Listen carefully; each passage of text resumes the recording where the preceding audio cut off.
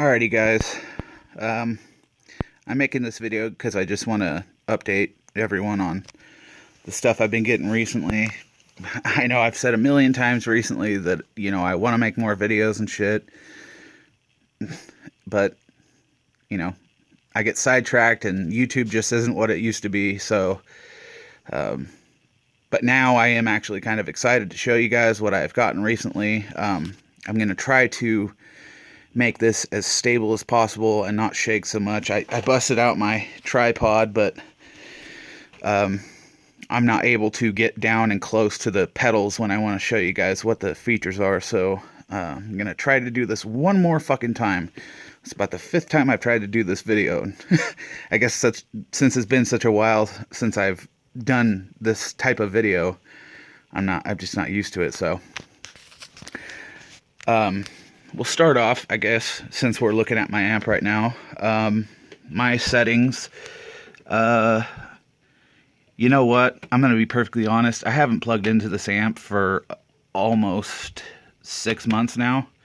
Haven't even turned it fucking on. I feel really bad about it, so I'm going to, after I make this video, I'm going to do another video showing the different sounds of the pedals and stuff like that, and get this dialed back in. So these were the last settings I was using. This is hair, which is treble. Usually I have the treble right around here. Body. This is mids. So mids used to play them way down here, pretty scooped. Now I have them, just under midway. And this amp naturally has a lot of mids in it anyway, so the mids, I don't have a scooped sound like people think. This actually has a lot of mids. I just, the more mids you put in, it starts to sound like Slayer, like your Kerry King with the mids boosted all the way up. The bottom end with this amp is fucking amazing. It has so much low end, but it doesn't start getting flubby until you have it about right here. I turn mine all the way up, and because of the overdrive that I use, it cuts out that sort of flubby, shitty sort of low end that you would normally get out of an amp. The channel volume is right here, and as you can see, I mean, this is where the master is. And when I play shows, I mean, literally, the master only gets to about right here. I have tried to turn this amp up to about here, and it is so fucking loud. It is impossible to even try to distinguish what is being played because it's so fucking loud. So this amp has well over enough power. I like having that headroom though, because you get a nice low end with the nice tight low end response with the amp. And the gain, I mean, you could see I really don't have my gain very far up at all. This is where I used to have it, right here. I have it about right here now. This is a clean channel. Treble pretty far up.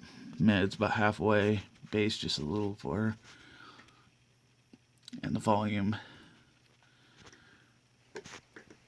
And channel 2, crunch channel. I use this for backup tones. For songs where I need to change the tone. If I'm going to cover a Metallica song, or if I'm going to cover a Slayer song, or those types of songs where the EQ is way different than mine, so I have to make it sound like something else. This second channel is a good channel to do that with. But let's go back over to here. Alright, so coming from the guitar, from right to left, we go from my guitar into the whammy pedal. Wow, wow. And then we go from the whammy pedal into the wah pedal. This is a Dimebag, Cowboys from Hell, signature wah pedal. You can change all the parameters. Here's the knob for sweep. And then over here, it's up here. You can see those knobs. You can change the entire EQ of the pedal. So you can make it sound pretty much any way you want. That's why I like this pedal, because you can fuck with it and do a bunch of different things. I like versatility out of pedals, because I don't want to have 2,000 fucking pedals, you know, to try to do, you know, just one thing with each pedal. I want to be able to kind of fuck with it and do a few things with each pedal. So we go from the wah into the TU2 tuner, the old school tuner. We go up from that to this 10-band EQ. As you can see, I don't really have it set up right now. I actually just hooked up all these new pedals and just hooked up this, you know, the power box or whatever. So I haven't gotten around to actually test out all the pedals and set them up the way I want them, but that pedal will be a lot of fun because I can really shape my tone. This is a modded Boss CS3 compression sustainer. I don't use this one very often. It's usually on cleans. This pedal is a very fucking great pedal, and I would recommend this to anyone. As you can see, the light is trying to shine with the tap tempo. Wonderful delay pedal. It's a Mooer Re-Echo Pro. They have Re-Echo pedals, which are basically, you know, that's the size of a Re-Echo pedal. This one is the Re-Echo Pro, which has tap tempo on this side. This is the, you know, on and off true bypass, and it has, you can put in the dry signal, the low cut, high cut, you know, make it sound like you want, the time, you know, how much time is in between each repeat, and then the feedback, which is how many repeats you want, and then your wet signal, which is how much effect you want on top of your dry signal. Then on top of that, you have digital delay sound, re-echo, or digital delay, analog delay, re-echo, tape echo, which sounds awesome, tube echo, and then galaxy echo, which is kind of a weird sort of warbly effect kind of echo. This is a stereo pedal, so you can hook it up stereo, and if you hit this ping pong button, it will go back and forth between the cabinets if you got it set up in stereo. This trail, I think, is I haven't really figured it out yet. I think though, it's when you have the trail turned on, you can hit whatever chord and then turn it off, and it will keep repeating. And if you have the trail off, as soon as you turn it off, it cuts it. So I'm pretty sure that's what that is. I haven't really figured it out yet. I haven't gotten to fuck with it enough, but different sounds of the delay. You have normal, you have modded, which is sort of chorusy. You have dynamic, which is pretty cool. Reverse, and then you have a 30-second loop. So you can do a loop with this 30-second loop, not very long. I mean, when I got the pedal, I actually thought that the loop was going to be longer, so that was one of the big points why I got the pedal. And then it ended up finding out that it was only 30 seconds, so, you know, it's not that worth it, but the pedal itself is really nice, and the delays just sound gorgeous. They really do. They sound really good. So I would recommend this to anyone, and I got this for fucking $80. I mean, an $80 good sounding delay with tap tempo, you literally cannot go wrong with this. So out of that, we go into the old school Ibanez CF7 chorus flanger. Okay, this right here, you switch, this is chorus, this is flanger. I use it for a flanger. You have the normal setting, and then you have whacked out, which is basically everything on 13. It just goes nuts. It goes totally haywire. And this is one of those old school pedals where, you know, you set up your your settings or whatever, and then you press them down and they stay down. This one, on my last recording, I just realized that this fucking thing won't come back up, so I'm gonna have to figure that one out. But yeah, so out of that, we go into the trusty Maxon OD808, which is the best tube screamer ever made, and it happens to be the original tube screamer before the TS808, the Ibanez TS808.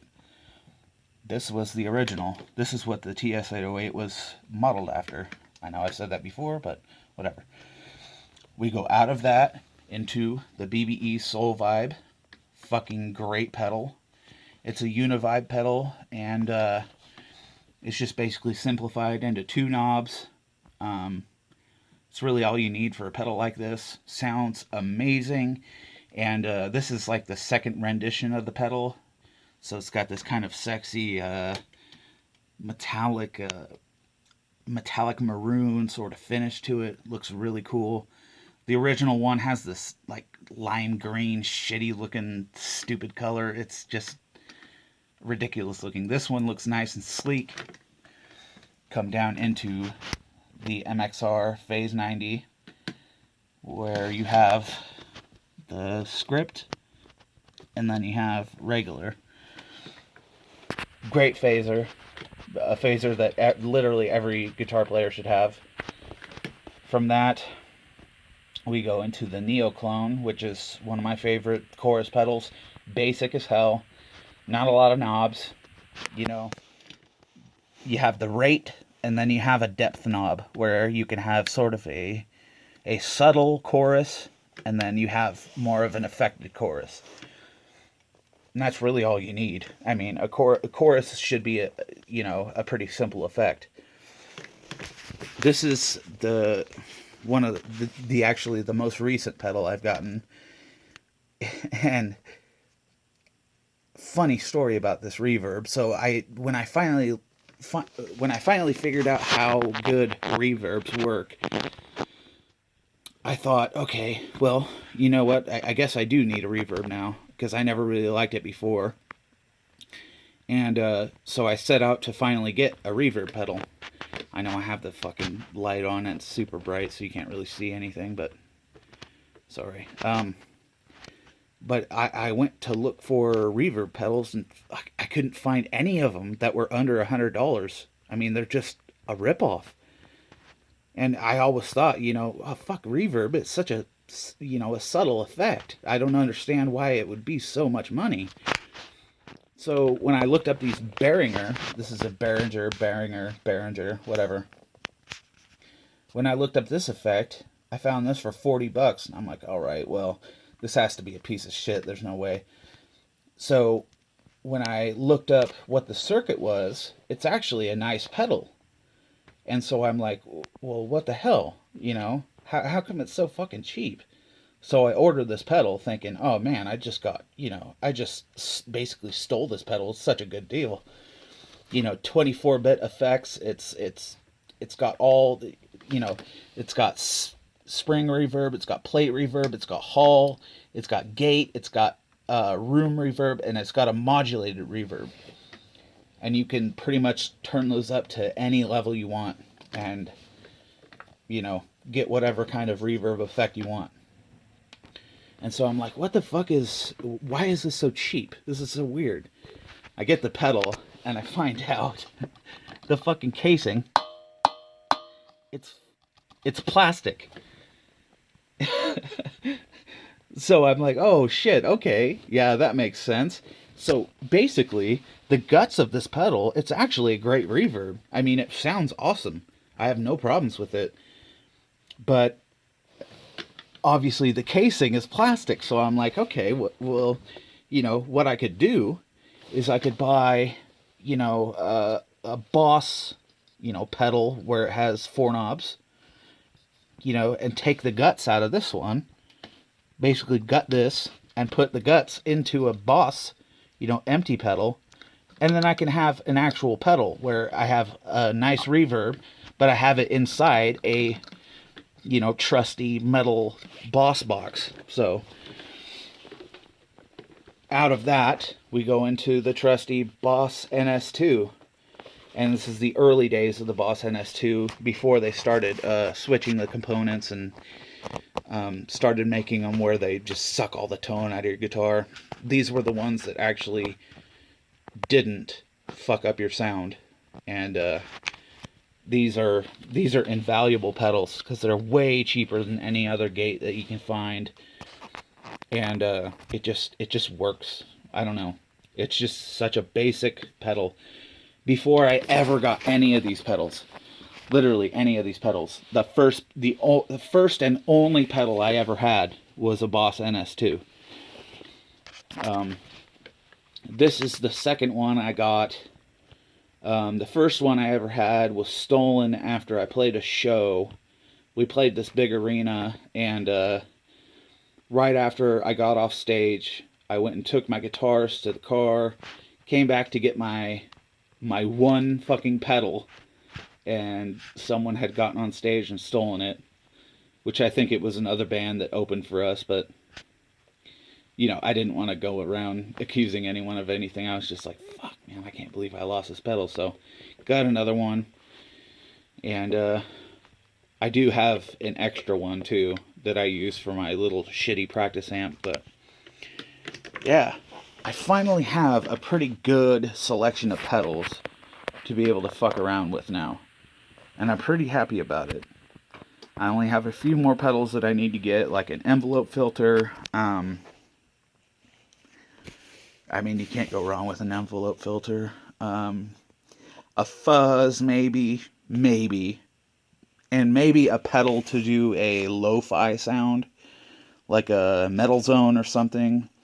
Those are pretty easy to make into a lo-fi sound. You just take all the bass off and, you know, it's just that sort of AM radio sort of sound, you know. But, oh, and I can't really forget this K-Line power. Okay, so I looked for power supplies and looked up the Dunlop ones, fucking rip off. Looked up the Voodoo Labs, rip off. And so I found this K-Line power, and this thing works like a charm. So if you guys find these things, it was hilarious. I found this on eBay, and I'm thinking, as you can see, I set up all this space right here for this thing. I'm thinking this thing's going to be fucking huge. Because the way the picture looks, it makes it look like it's going to be like, bam, like this. Just fat as hell. I get the fucking thing, and it comes in this tiny-ass box, and I'm like, oh, shit, they must have sent me the wrong thing. I bust this out, and this is what it is. So it has, you know, 7 slots for the regular 9-volt 100 mA pedals. Then it's got a high current 500 mA slot. Then it's got a DC 12-volt 100 mA slot, and then a DC 18-volt 100 mA slot. So this pedal power can kind of cover really as much as you want it to. I have it covering, you know, 7 of these different pedals. Everything else I have, because as everyone knows, this is what I used to power all my pedals with. Because the noise suppressor and the chromatic tuners are powers, so you can daisy chain through them. So I have this daisy chained. What do I have it? I have it up on the reverb, I have it on the chorus, and I have it on this, I think. I think those are the only ones I have actually daisy chained to this. But yeah, I'm very happy about this. Very cool. Finally got it set up, and still, the funniest part of all this, the board that these are all on goes to this fucking shelf. You see those little boards on top? Those are the shelves for this shelf. So basically, I just took one of those and turned it into my my pedal board. because that's how you do it when you're a gangster, you know? So, I will do a video pretty soon showing you guys what these sound like, things like that. So, sorry for the shakiness, but stay tuned. All right, bye.